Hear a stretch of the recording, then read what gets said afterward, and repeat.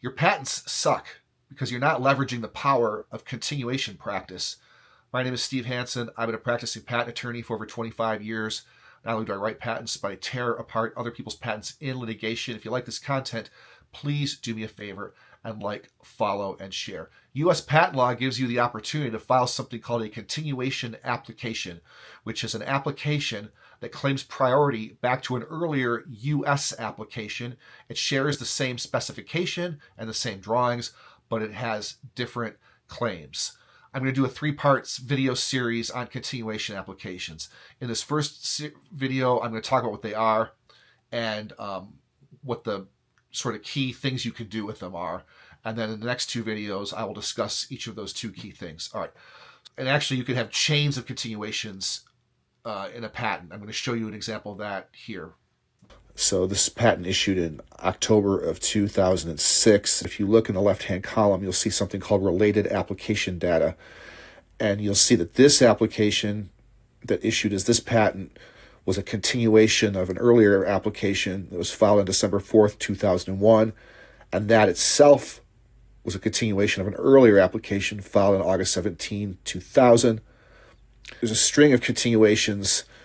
There's actually a couple of continuations in part in here. Don't worry about that for now. But going back all the way to 1993 in the case of this patent. There are 2 big things you can do with continuation applications, and we'll explore them in more detail in the next 2 videos. The first is that you have the opportunity to expand your claim coverage and progressively fight for broader claims. Okay?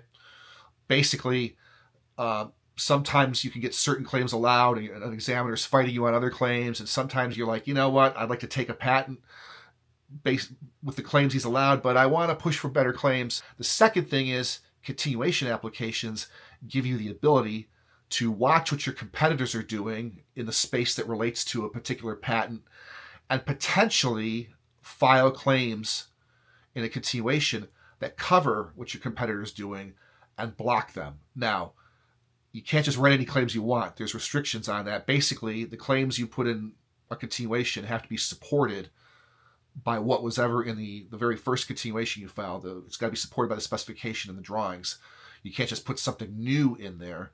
But if they're supported, you can put new claims in there and potentially cover what a competitor is doing. It's a very powerful tool, much more powerful in the U.S. than in foreign countries because of the way our practice works. I'll discuss both things in detail in the next 2 videos.